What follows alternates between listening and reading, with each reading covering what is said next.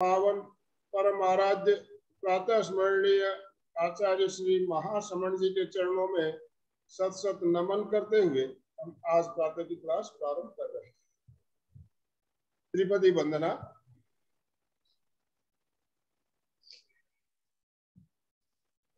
वंदे वंदे हरहं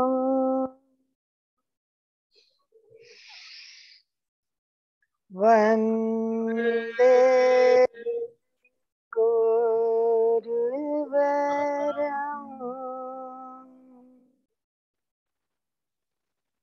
वंदे वंदे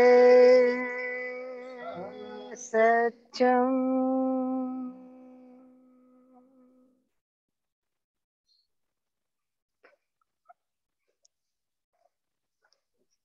सभी को जय जिनेन्द्र।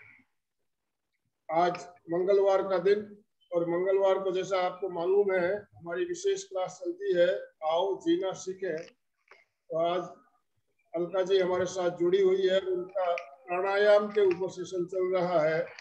पिछले हफ्ते हमने जाना था प्राणायाम करने के लिए हमें क्या क्या सावधानियां रखनी चाहिए, उसी क्रम को आगे बढ़ाते हुए आज हम उसका दूसरा पार्ट ले रहे हैं। तो मैं अलका जी से निवेदन करूंगा, अलका जी आपका सेशन शुरू करें। सबका सहर्ष स्वागत करती हूँ मैं। और we are the best in the world. Yes, सबको करना है। We are the top in the world. Yes, खुश हो जाओ, स्वस्थ मस्त रहना है। तो ऑलवेज थिंक पॉजिटिव, सकारात्मक एंड स्माइली।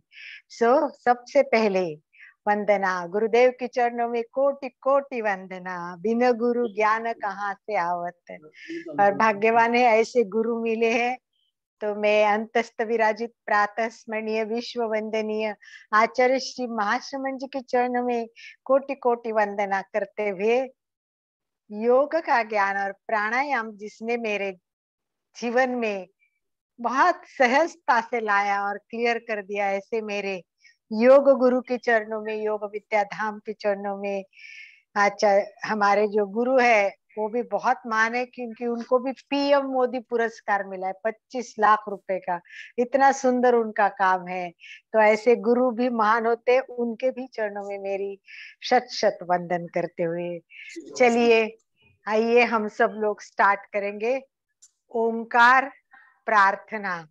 और उसके बाद में हम थोड़ा सा लास्ट अभ्यास शुरू किया था, वही अभ्यास थोड़ा श्वसन को भी देखेंगे। और उसके साथ में अभ्यास शुरू करने से पहले पहला क्लास में क्या हुआ उसका रिव्यू भी लेंगे। तो सभी तैयार होते हुए हाथ नमस्कार स्थिति में हृदय के पास स्थापित करें, आंखें कोमलता से बंद, चेहरा शांत।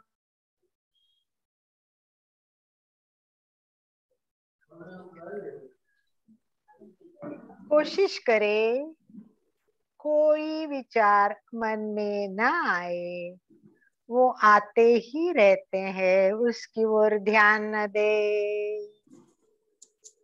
मैं और मेरी श्वास, केवल श्वास को देखना है। गहरी एकाग्रता, पूरी जागरूकता और तन्मयता के साथ 5 बार ओंकार करेंगे। हमेशा की तरह लंबा गहरा सांस लेना है। श्वास छोड़ते छोड़ते ओंकार का उच्चारण करें। अ पे नाभि, उ पे कंठ और म पे मस्तिष्क पे ध्यान। म के लिए अधिक समय देना है। कोई विचार मन में आते तो उसकी ओर ध्यान न दे, साक्षी भाव से केवल मैं और श्वास ध्यान से सुने।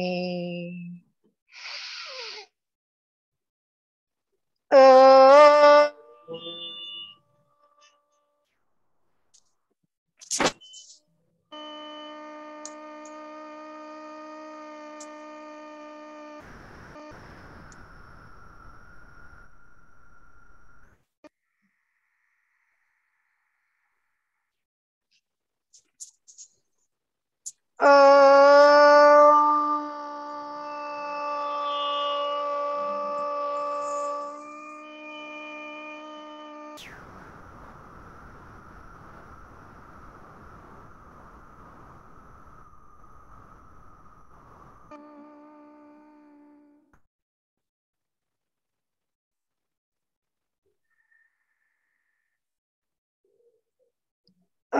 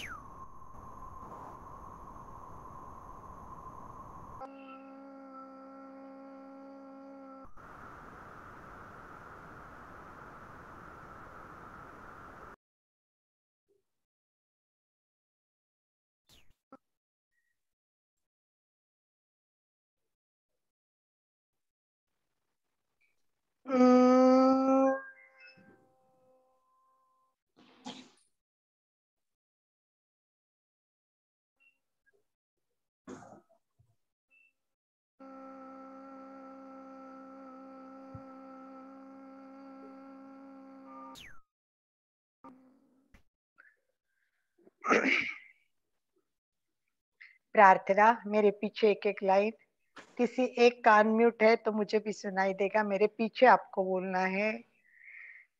ओंकार बिंदु संयुक्तम ओंकारबिंदु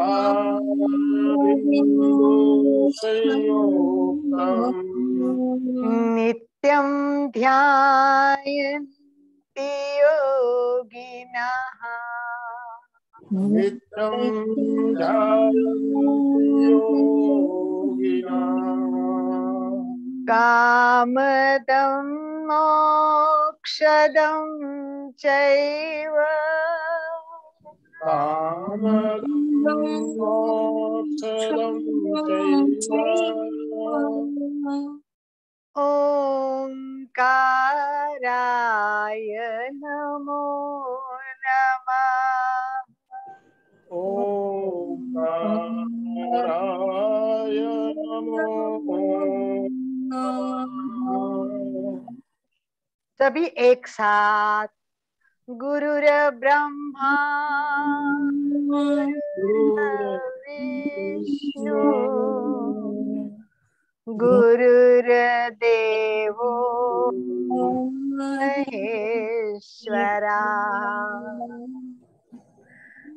गुरु साक्षात् परब्रह्म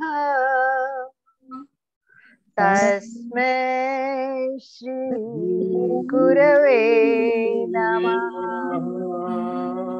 गुरवे नमः। गुरवे नमः। विश्व के सभी गुरु को भाव भरी वंदना करते हुए दोनों हाथ को घसते जाइए। सभी गुरु को याद करते जाइए, उन्होंने दिया हुआ ज्ञान याद करिए। हम यहाँ तक पहुँचने के लिए जितनी भी शक्तियाँ है, गुरु है, माँ, पिता और सहायक, सभी को वंदन करते हुए हाथ में तलवों में गर्माहट महसूस करें और अपने तलवे आंखों पे रखे, संपुट करके रखना है। थोड़ा हाथ का गर्माहट आंखों को मिलने से मालिश होती है। फिर अंदर आंखों को टिमटिमाए, यानी खोले बंद करे, खोले बंद करे और धरती माता का दर्शन करते हुए धीरे से आंख खोले। ओम अरहम, ओम अरहम, ओम अरहम। एक बार पिछली बार में क्या अभ्यास बताया था, उतना अभ्यास के बारे में बताइए।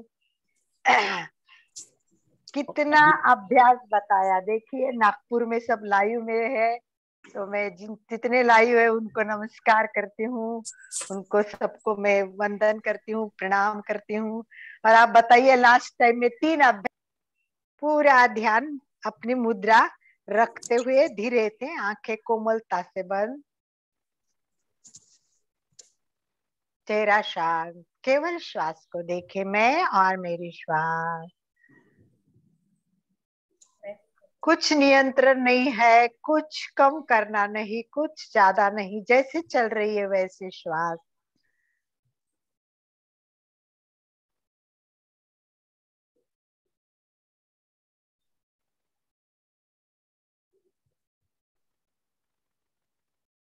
बहुत सारे सेशन मैंने लिए, जिसने श्वास को देखा उसने जीना सीखा।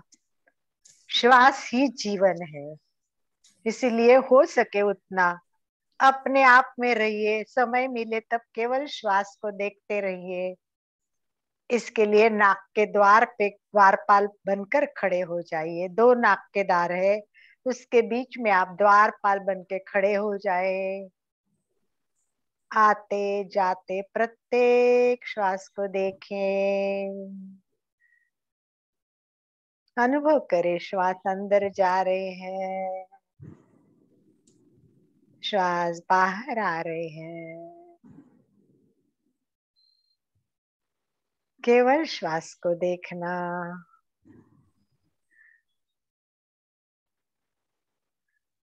बहुत बड़ा अभ्यास है, दिखने में सीधा लगता है, परंतु पूरा कंसंट्रेट करेंगे, पूरी एकाग्रता जागरूकता के साथ करेंगे, तब कुछ महसूस करते जाएंगे। उसमें सबसे पहले महसूस ये करेंगे कि नाक के द्वार से जब श्वास अंदर जाती है तो हल्का सा ठंडापन होता है, और जैसे श्वास बाहर आ जाती है श्वास के में थोड़ा बदलाव आता है, हल्की सी निवया जैसे होती है।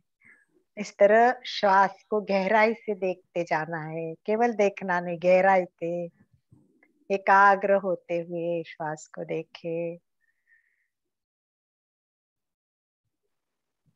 अगर पॉसिबल हो तो श्वास के साथ चित्त और मन जोड़े। श्वास अंदर, चित्त अंदर, श्वास के साथ साथ चलते जाइए। श्वास बाहर, चित्त बाहर। देखिए अंदर श्वास कहाँ तक जा रही, जितना हो सके श्वास के साथ जाना और आना।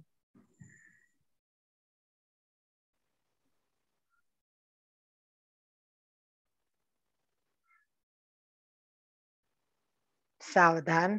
प्रयोग संपन्नता की ओर और एक प्रश्न के साथ मैं ये प्रयोग संपन्न करती हूँ। इस प्रयोग को मैंने कोई नाम बताया था कि ऐसा प्रयोग कोई करता है, कोई करते हैं। ये कौन करते हैं ये प्रयोग? मैंने इसके बारे में आपको बताया है, किसी को याद आ रहा है? केवल श्वास को देखना। ये प्रयोग नियमित चलता है, जैसे हमारा प्रेक्षा ध्यान है वैसा ही एक अपना ही चलाने वाला कार्यक्रम चलता है। उसमें ये मैंने बताया कि केवल आना श्वास, जाने वाले श्वास, इतने को ही देखना है। तो उसका कुछ है बौद्ध पद्धति की विपश्यना पद्धति। और मैंने विपश्यना। कहा श्वास लेते उसको विपश्यना आना बोलते हैं और स्वामी। श्वास छोड़ते उसको पाना, श्वास लेना और छोड़ना। तो विपश्यना में केवल यही करते रहते, केवल श्वास को देखते नॉन स्टॉप। उनका 10 दिन का प्रोग्राम होता है, 10 दिन में टोटल मौन होता है, और इस मौन में नॉन स्टॉप वो केवल श्वास को देखते हैं। देखिए ये प्रयोग मैंने समझाते हुए आपको बताया भी था कि इसको आनापान सती श्वास प्रक्रिया कहते हैं, और ये विपश्यना में करते हैं। तो ये जितना करेंगे उतना बहुत अच्छा फायदा होगा। चलिए सेकंड स्टेप करेंगे, कौन सा? सम श्वास। तो हम श्वास। पांच पांच अंक में श्वास लेंगे और 5 अंक में छोड़ेंगे। तो तैयार हो जाइए, रीढ़ की हड्डी सीधी, आंखें कोमलता से बंद। मैं अंक देती हूँ, आपको श्वास लेना है, 5 अंक में लेना है और 5 में छोड़ना है। ये सबको आ जाएगा, किसी को कोई प्रॉब्लम नहीं आएगी इसमें। तो चलिए ये बहुत इजी है, ये फर्स्ट स्टेप से, इसलिए बिना कुछ नियंत्रण किए हुए करना है वो श्वास देखना। सेकंड समश्वास। तो चलिए समश्वास के लिए तैयार। श्वास भरे, 5 अंक में भरना है। तो रेडी हो, रीढ़ की हड्डी सीधी, श्वास भरे, 1 2 3 4 5। श्वास छोड़े, 1 2 3 5। श्वास भरे, 1 2 छोड़े 1 2 3 4 5 श्वास भरे 1 2 3 4 5 छोड़े 1 2 3 4 5।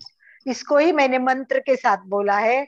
तो एक बार नौकार मंत्र बोलेंगे तब श्वास लेंगे, एक बार नौकार मंत्र बोलेंगे तब श्वास छोड़ेंगे। ये मन ही मन आपको बोलना है। इससे मन एकाग्र भी होता है, मंत्र का प्रभाव भी मिलता है और श्वास का उपयोग भी होता है। मैंने बताया है कि हमारे प्राणायाम के इतिहास में मंत्र में धर्म विधि में भी, जैसे गायत्री मंत्र में भी श्वास के साथ ये मंत्र बोला जाता था। तो आइए हम अब 3 बार नौकार मंत्र मन ही मन बोलेंगे और छोड़ते टाइम में एक बार केवल बोल के कराती हूँ, फिर 2 बार आप खुद करेंगे। चलिए, आंखें बंद है, श्वास भरे, नमो अरियंतानम, नमो सिद्धानम, नमो ऐर्यानम, नमो उच्चायनम, नमो लोहे तपसावनम।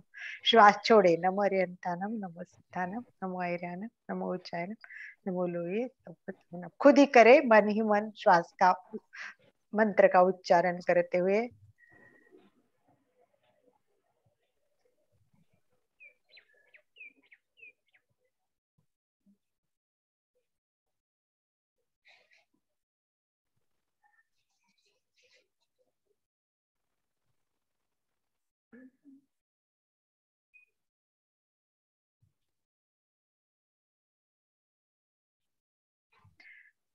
सावधान, प्रयोग संपन्नता की ओर। अब तीसरा प्रयोग करना है। तीसरा कौन सा बताया है? पहला हमने किया श्वास को देखना, दूसरा 5 अंक में श्वास लेना है, 5 अंक में श्वास छोड़ना है। तीसरा प्रयोग दीर्घ श्वास। दीर्घ श्वास। चलिए, अब दीर्घ श्वास प्रेक्षा करेंगे। दीर्घ श्वास में कोशिश ये करनी है कि 5 अंक में लेना है और 10 अंक में छोड़ना है। अब जिसका 10 अंक में नहीं छूटेगा उसको जहां छूटता है वहां छोड़ना है और फिर नॉर्मल श्वास करके नेक्स्ट टाइम के वापस अंक पे के साथ करना है। तो मैं अंक देती हूँ, 5 अंक में लेना है, 3 बार करेंगे, ठीक है? रीढ़ की हड्डी सीधे, आंखें कोमलता से बंद, चेहरा शांत, श्वास को देखे, केवल श्वास और मैं। दीर्घ श्वास प्रेक्षा। श्वास भरे 1 2 3 4 5 छोड़े 1 2 3 5 6 7 8 9 10। श्वास भरे 1 2 3 4 5 छोड़े 1 2 3 4 5 6 7 8 9 10। श्वास भरे 1 2 3 4 5 छोड़े 1 2 3 4 6 8 10। भावना के साथ प्रयोग करेंगे। श्वास भरेंगे तब कल्पना करें कि इस विश्व में जो प्रचंड ऊर्जा है, प्राण है, वो मैं श्वास के द्वारा अंदर ले रही हूँ। श्वास छोड़े तब कल्पना करनी है मन की चिंता, दुख, बीमारी श्वास के द्वारा बाहर छोड़ रही हूँ। इसी भावना के साथ श्वास करें। एक बार मैं कराती हूँ, फिर आप मन ही मन वैसे ही करें, क्योंकि आपको रोज वैसे प्रैक्टिस करनी है इसलिए। तो श्वास भरे, कल्पना करें प्रचंड ऊर्जा, प्राण, शक्ति श्वास के द्वारा प्रत्येक परमाणुओं के साथ शरीर के भीतर प्रवेश कर रही है। पूरा प्राण ऊर्जा शरीर में फैल रही है। अब शरीर की सारी गंदगी, चिंता, बीमारियां श्वास के द्वारा बाहर छोड़ते जाइए, छोड़ते जाइए। जितनी गंदगी छोड़ोगे कार्बन डाइऑक्साइड बाहर निकलता जाएगा, उतनी जगह खाली होगी, उतना हम प्राण और ऊर्जा अधिक शरीर में भरेंगे। तो अपने आप ऊर्जा और प्राण को बुलाइए, आमंत्रण दीजिए। प्रत्येक परमाणुओं के साथ आप प्राण और ऊर्जा भरे और शरीर से गंदगी बाहर छोड़े। प्रयोग खुद करे, कोई सूचना नहीं मिलेगी। 3 बार प्रयोग करे।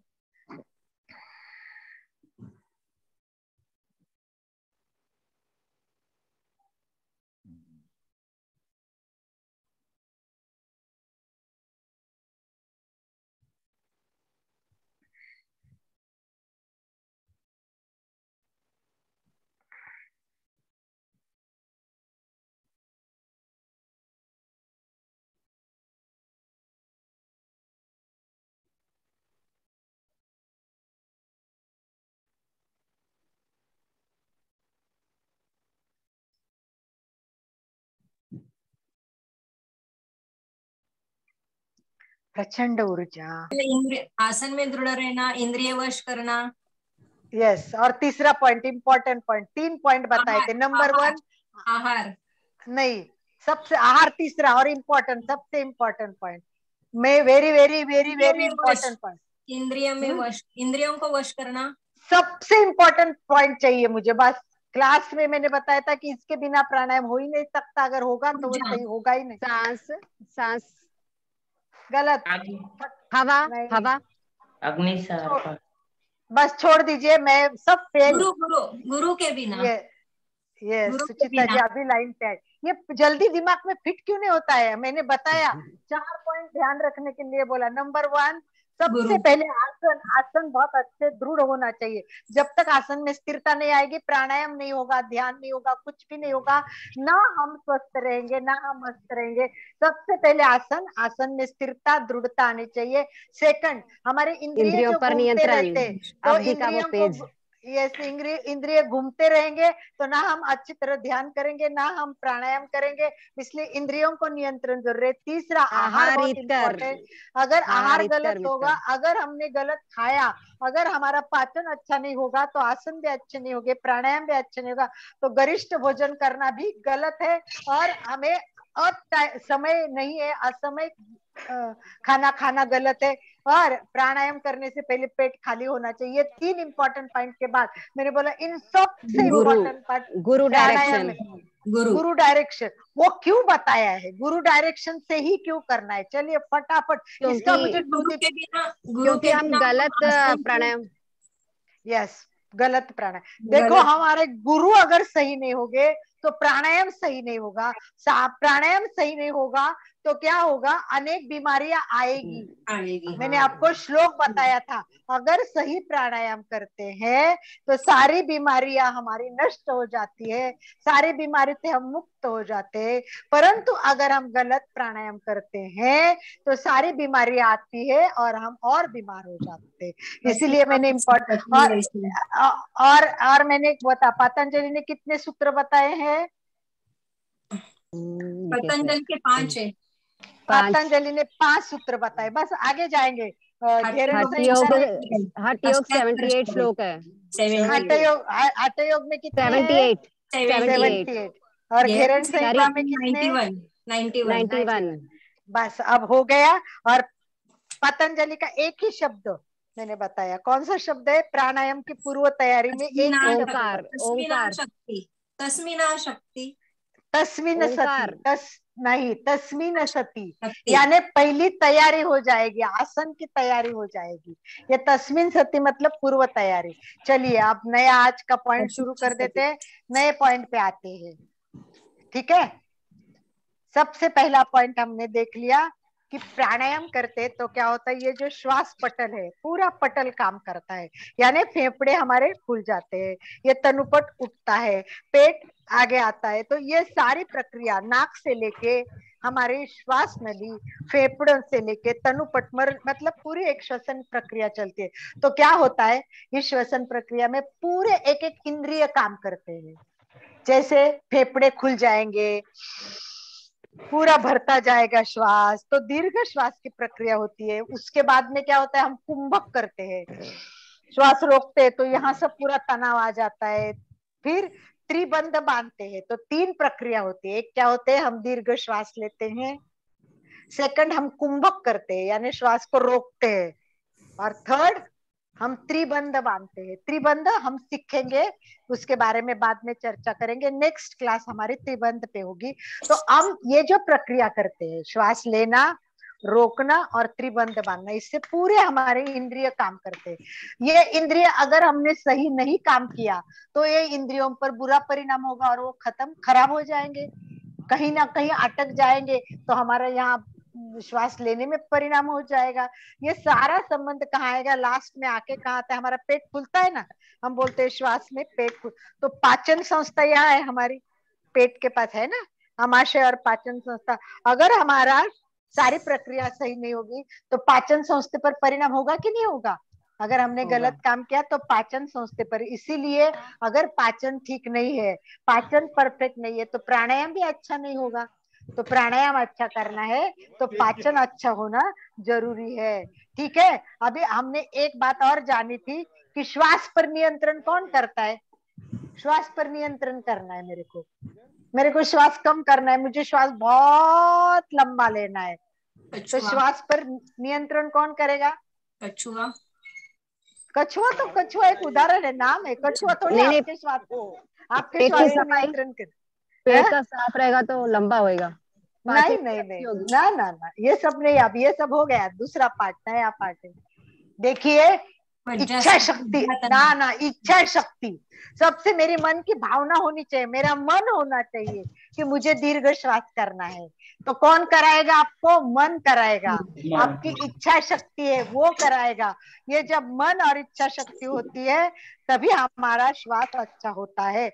और मेन है हमारा प्राण, जब तक प्राण नहीं हमें बोलेगा तो कुछ नहीं होगा। सारी क्रियाएं कौन करता है, प्राण करता है। तो अति चंचल मन को नियंत्रण करने के लिए प्राण की बहुत आवश्यकता है। तो मन, इच्छा शक्ति और प्राण, ये तीनों द्वारा हम श्वास पर नियंत्रण कर सकते हैं। इसके सबके श्लोक है, मैं इतने सारे श्लोक आपको बताऊंगी नहीं। चलिए आगे चले।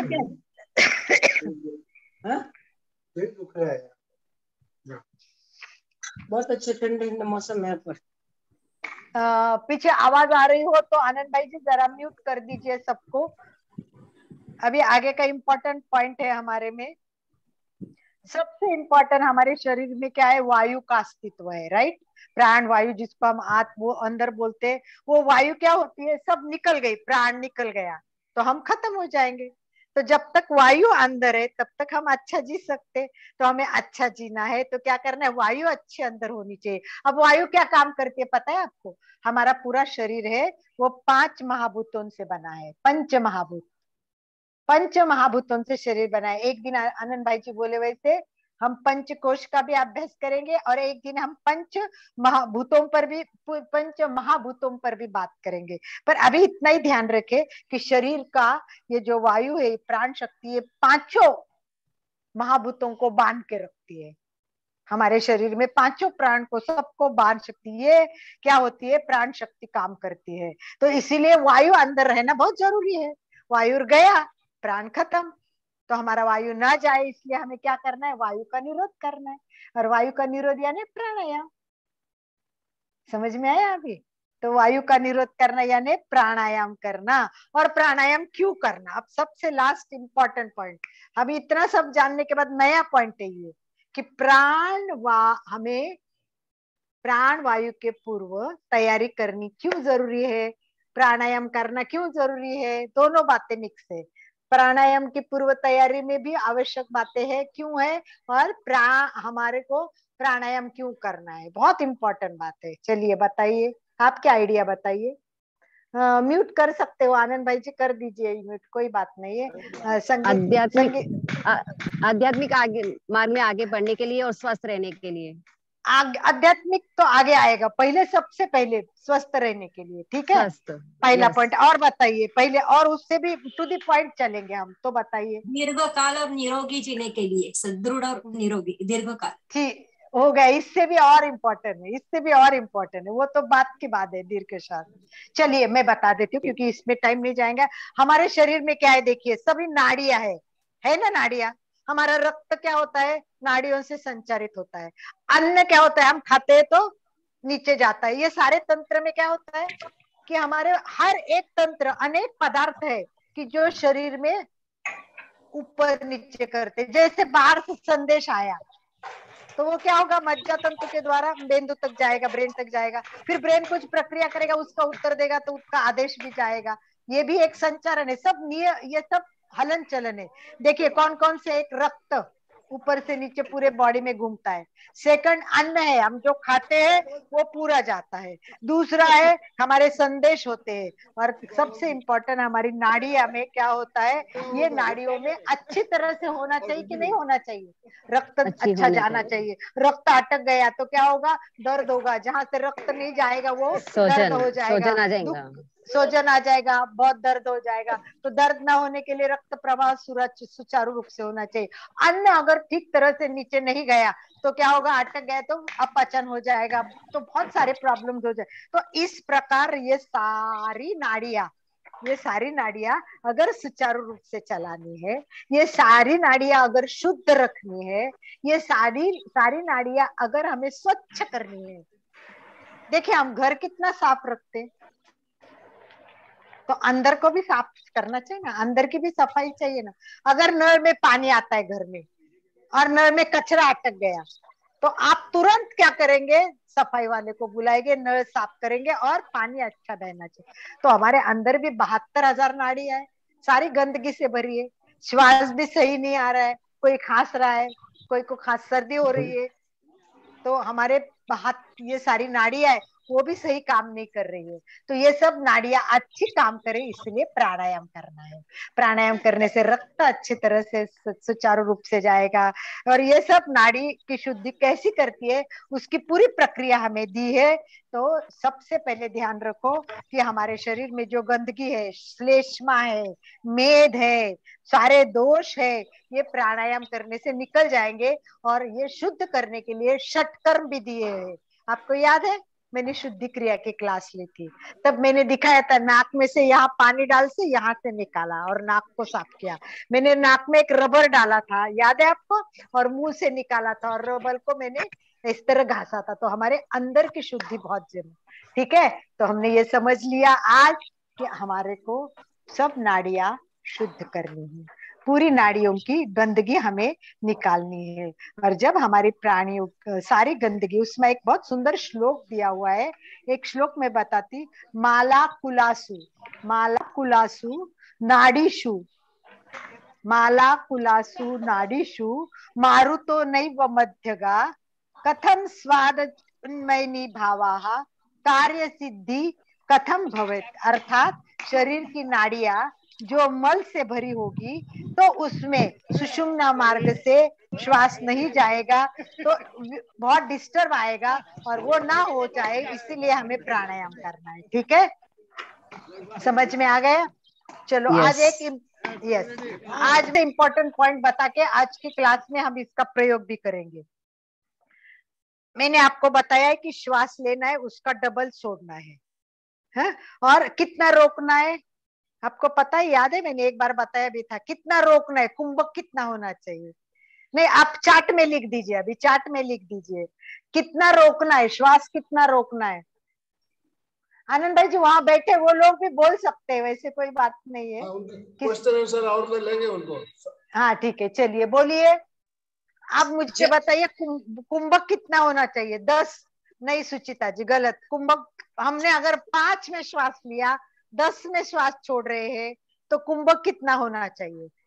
2 नहीं 10 नहीं। चलिए मैं बता देती हूँ, इसका प्रमाण ऐसा होता है 1 4 और 2, 1 4 और 2, यानी 5 में श्वास लिया तो 4 में यानी 20 अंक तक रखना है और 10 अंक में छोड़ना है। 5 अंक में श्वास लेना है, 20 अंक तक श्वास रोकना है और 10 अंक में श्वास छोड़ना है। ये शास्त्रीय मतलब ग्रंथों में दिया हुआ प्रमाण है, ठीक है, ये ग्रंथों में दिया हुआ प्रमाण है। परंतु होता क्या है आपको पता है, हमारा सही नहीं होता है। हम 5 में लेंगे तो 10 में छूटेगा, ऐसी कोई गारंटी नहीं है। हम 20 तक रखेंगे, ऐसा कोई हमें मालूम नहीं। तो ये अभ्यास बहुत अच्छा होना चाहिए। इसके लिए युक्त शब्द यूज किया है। क्या क्या युक्त होना चाहिए, यानी नियम का पालन होना चाहिए। तो इसके लिए बहुत सुंदर एक प्रक्रिया दी है, बहुत सुंदर प्राणायाम की ये जो प्रक्रिया बताई है, उसमें उन्होंने कहा है पूरक, रेचक और कुंभक इंपॉर्टेंट है, बराबर। पर इसमें इंपॉर्टेंट क्या है, अब मैं जो पॉइंट बता रही हूँ वो ध्यान से सुने, वो बहुत इंपॉर्टेंट है। इसमें सबसे इंपॉर्टेंट रेचक है। रेचक यानी छोड़ना बहुत इंपॉर्टेंट है।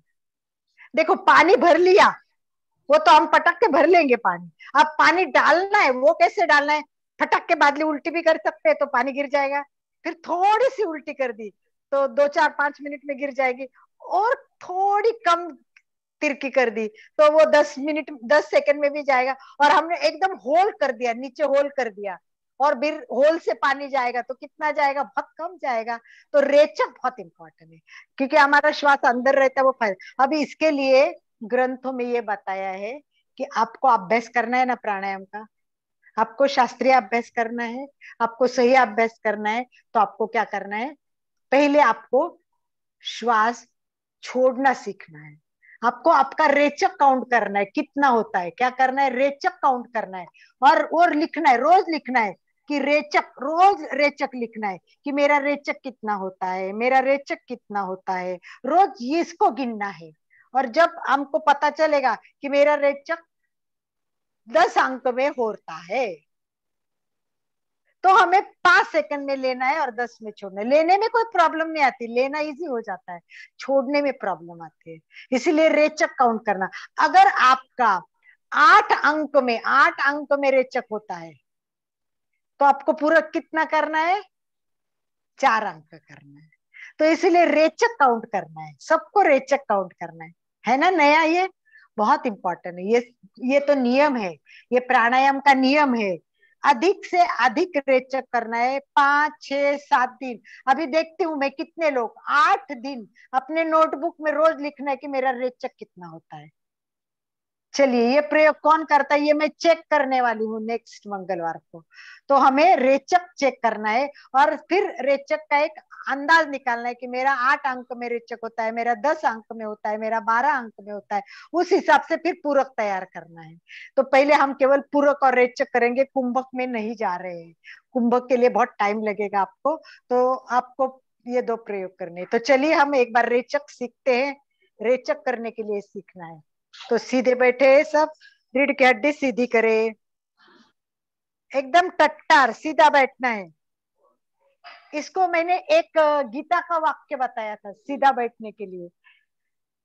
चलिए सुचिता जी नोटबुक देखने लगी, याद रखिए, कोई बात नहीं है, एक वाक्य बताया था मैंने, तो वो याद लिखिए कि भगवत गीता में कहा है, सम काय शिरो ग्रीव।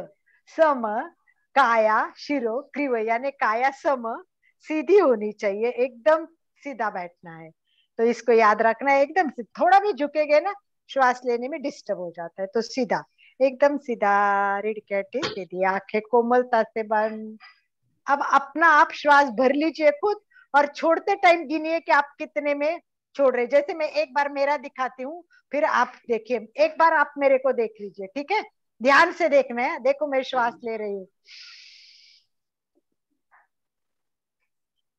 मैंने 6 में श्वास लिया, हाँ, अब श्वास छोड़ रही हूँ, 1 2 3 4 8 9 10 11 12 13 14 में मेरा श्वास छूटा। इसका मतलब मैंने, उसके मतलब मेरे को 7 में श्वास लेना है और 14 में छोड़ना है। इस तरह अपना अभ्यास अपने को करना है। चलिए 3 बार आप ट्राई कीजिए, सब ट्राई करेंगे।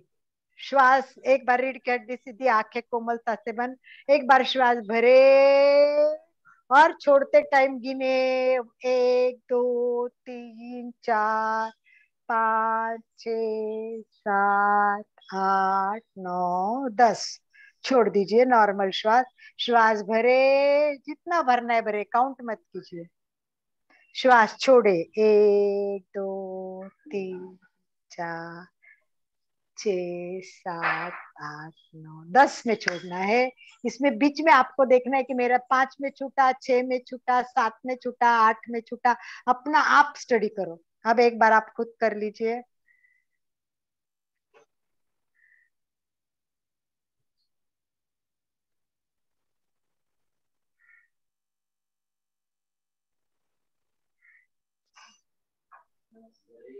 शांत।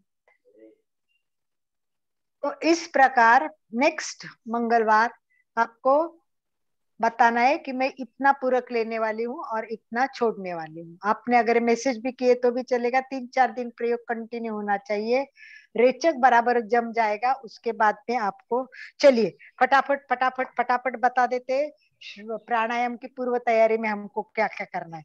देखिए, एक बहुत सुंदर बात बताइए, वो मैं आपको जरूर बताऊंगी कि इस ग्रंथ में आपको 78 श्लोक में क्या बताया है प्राणायाम। संगीता जी ने लास्ट टाइम मुझे पूछा था 78 श्लोक में क्या क्या बताया। इतना तो नहीं बता सकते, परंतु उसमें घेरण संहिता में बहुत वर्णन है। वो पूरा है कि जगह कैसी होनी चाहिए, दिशा कौन सी होनी चाहिए, कैसे बैठना है, क्या करना है। परंतु उसमें एक बात ये भी बताइए कि खाना खाते हैं ना, उस पर ध्यान देना बहुत जरूरी है। क्योंकि हमारा क्या है, पेट ठीक नहीं होता है तो आसन ठीक नहीं होंगे।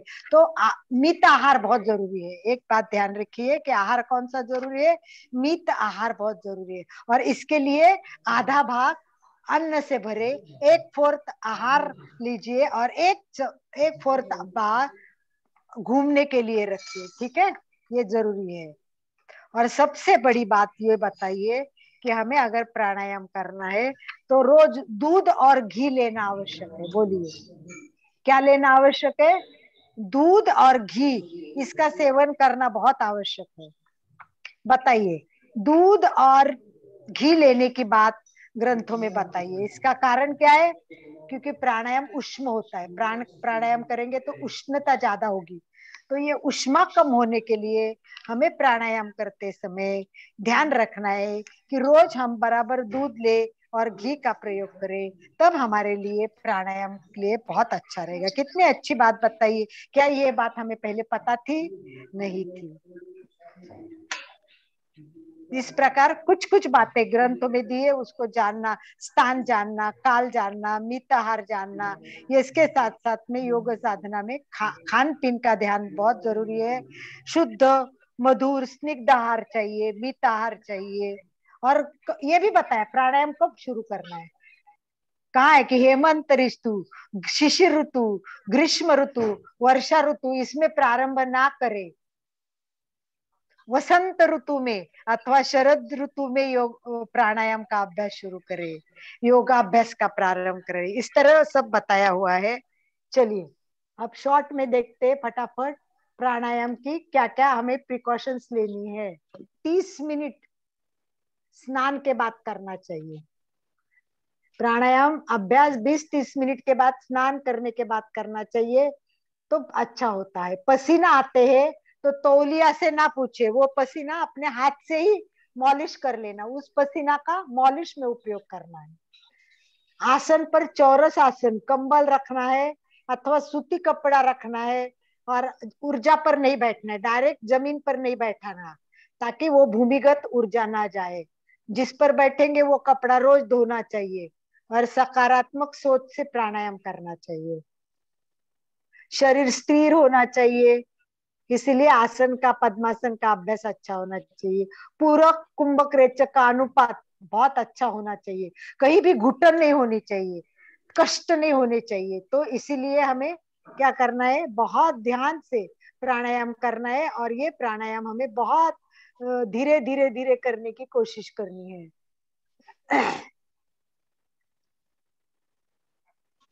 उसके पहले मैं पहला पॉइंट बता देती हूँ आपको।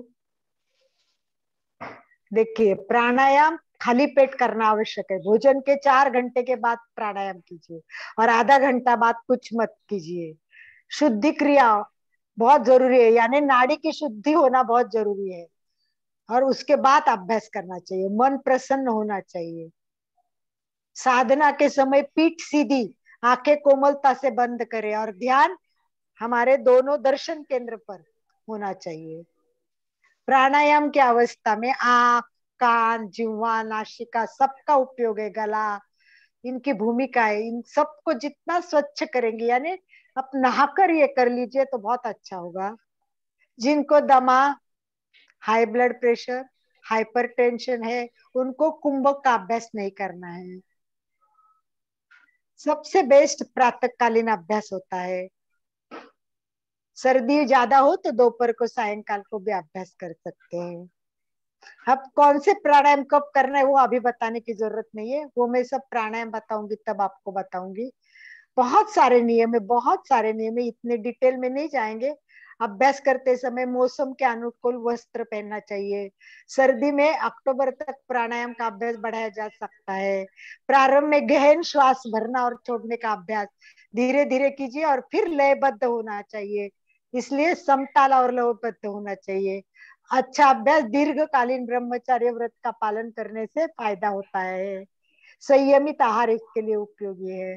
तो ऐसे बहुत सारे फायदे हमें प्राणायाम में मिलते हैं। तो प्राणायाम करते समय इन सब चीजों का ध्यान रखना बहुत आवश्यक है। दिशा कौन सी होनी चाहिए, स्थान होना चाहिए, वायु गर्मी ना हो, धूल ना हो, धुआं ना हो। इसीलिए हमें जल्दी दिशा, मुंह कहाँ करना है, वायु सामने आती है ना, सामने से आकर कहाँ जाती है, इसीलिए मुंह पूर्व की ओर मुंह करना, और सुबह और शाम को पश्चिम की ओर प्राणायाम करना। उत्तर दिशा प्रातः काल, शाम को कहाँ करना, ये सब दक्षिण उत्तर, ये सब प्राणायाम के लिए, दक्षिण की ओर मुंह करना प्राणायाम के लिए वर्जित है।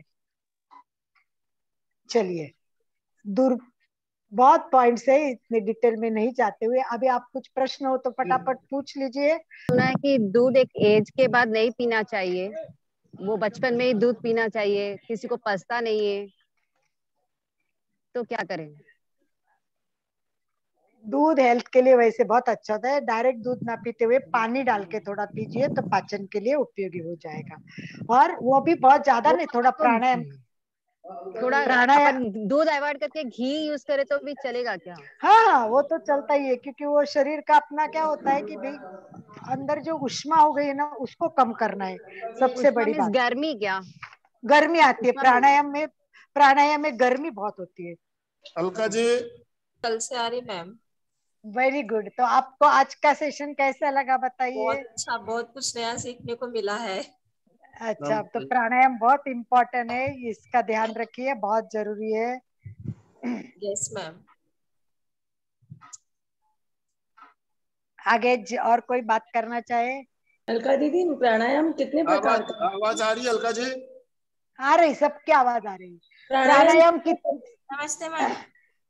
प्राणायाम कितना भी करे तो अच्छा है। हम नेक्स्ट टाइम में पूरा टाइम बताएंगे कितनी देर करना चाहिए।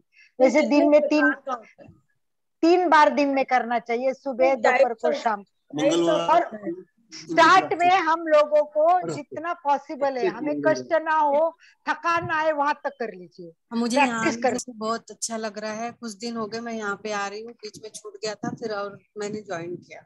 बहुत बढ़िया, अच्छा मोस्ट लगा मुझे। मोस्ट वेलकम, बहुत बहुत बहुत स्वागत है आपका। और बिल्कुल छोटी छोटी बातें हम बताते हैं, बहुत जरूरी होती है, तो उसको ध्यान दें। हरीश जी खापीकर बात कर रहा हूँ मैं। हाँ बोलिए हरीश भैया। प्राणायाम की महत्वपूर्ण बातें आपने बताई, उसके बहुत सारे फायदे भी बताए और गलत करने से जो नुकसान है वो भी बताया आपने। धन्यवाद। बहुत बहुत जरूरी, इसीलिए जानना बहुत जरूरी है। गलत ना कीजिए, जो भी करे बहुत अच्छा करे। चलिए समापन की ओर चले। समापन की ओर चलिए। तो नेक्स्ट टाइम हम करेंगे त्रिबंध प्राणायाम। त्रिबंध क्या होते हैं जानेंगे। और ये जो प्रयोग किया है कुंभक, पूरक और रेचक, उसमें अपन नेक्स्ट टाइम कुंभक देखेंगे पहले, और कुंभक के बाद त्रिबंध को जानने की कोशिश करेंगे। तो थोड़ा घर में स्टडी करके भी आइए। और प्राणायाम बहुत बहुत यूजफुल है, जिससे आप एकदम अध्यात्म में भी आगे बढ़ सकते हैं। रेचक काउंट करना है सबको, ओनली रेचक काउंट करना है। फिर हम नेक्स्ट टाइम पूरक और कुंभक पक्का करेंगे, ठीक है। चलिए दोनों हाथ जोड़ के सीधे बैठिए, मेरे साथ साथ सभी बोलिए। मैं चैतन्यमय हूँ। मैं चैतन्यमय हूँ। चैतन्यमय हूँ। मैं आनंदमय हूँ। मैं आनंदमय हूँ। आनंदमय हूँ। मैं शक्तिमय हूँ। मैं शक्तिमय हूँ। शक्तिमय हूँ। मेरे भीतर मेरे भीतर अनंत चैतन्य का अनंत चैतन्य का अनंत आनंद का अनंत आनंद अनंत का शक्ति का अनंत शक्ति का सागर लहरा रहा है। सागर लहरा रहा इसका है। साक्षात्कार करना ही उसका साक्षात्कार करना ही मेरे जीवन का मेरे जीवन का परम लक्ष्य है। परम लक्ष्य है। हमारा आज का दिन मंगलमय हो, हमारा आज आनंदमय हो, शांतिमय हो, शांतिमय के साथ ओम शांति शांति शांति शांति। हम सब गुरुदेव के गुरुदेव आभारी के आभारी हैं। हम सब गुरुदेव के आभारी के आभारी हैं। बहुत धन्यवाद। हम सब अलका जी के और भाई साहब के आभारी हैं। बहुत आभारी है। धन्यवाद सभी का। ओम जितने अरहम। ज्वाइन हुए उन सब का भी हम आभारी है। बहुत धन्यवाद। ओम अरहम। नंबर